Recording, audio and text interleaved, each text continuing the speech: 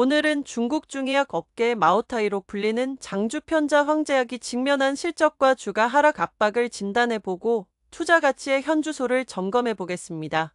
편자황의 올해 세계 분기 매출과 순이익은 각각 11.19%, 11.73% 성장했습니다.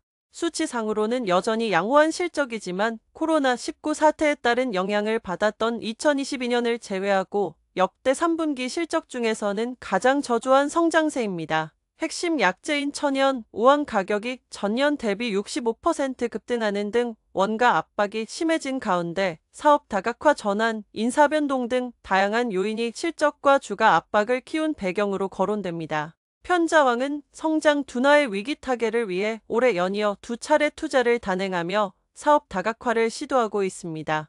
이러한 행보는 성장 둔화에 대한 편자황의 위기의식을 반영하고 있다는 분석이 나와 주목됩니다. 이달 편자황은 항바이러스 및 간 보호의약품을 전문적으로 생산하는 광생당에 대한 간접 투자에 나섰는데요. 시장에서는 두 기업의 합작이 어느 정도의 시너지 효과를 불러올 수 있을지 의구심을 드러내고 있습니다. 광생당은 편자황에 비해 인지도가 훨씬 낮고 3년 연속 적자를 기록 중이며 중의학과 양약의 합작으로 어떠한 투자 효과를 기대할 수 있을지도 의문이라는 평가가 나옵니다. 이에 앞서 올해 8월에는 중국에서 가장 오래된 가려움 소염 진통 치료제인 풍유정 브랜드인 명원향료의 지분 100%를 확보하기 위한 투자 계획을 밝혔는데요. 당시 시장에서는 풍유정 시장의 추가적인 성장 잠재력이 제한적이고 편자황의 사업과 시너지 효과를 창출하기 어려우며 과도하게 기업 가치가 고평가되고 있다는 지적이 나왔고 결국 상하이증권거래소의 추가 설명 요구로 해당 투자는 일시 중단된 상태입니다.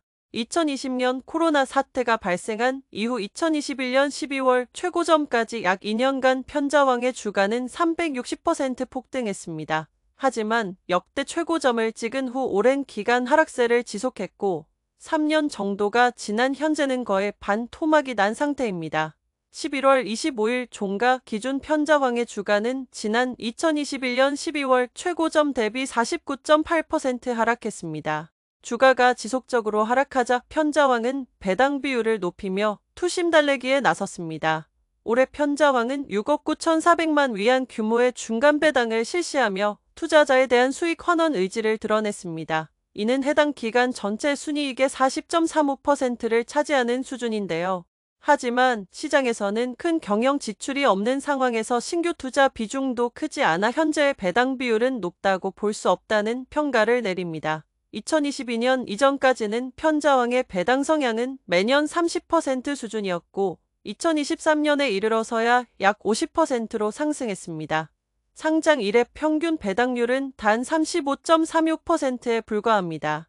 현지 전문기관은 편자황이 저평가와 투자자에 대한 수익 환원 의지 강화의 두 가지 투자 매력을 보유하고 있다고 평가합니다.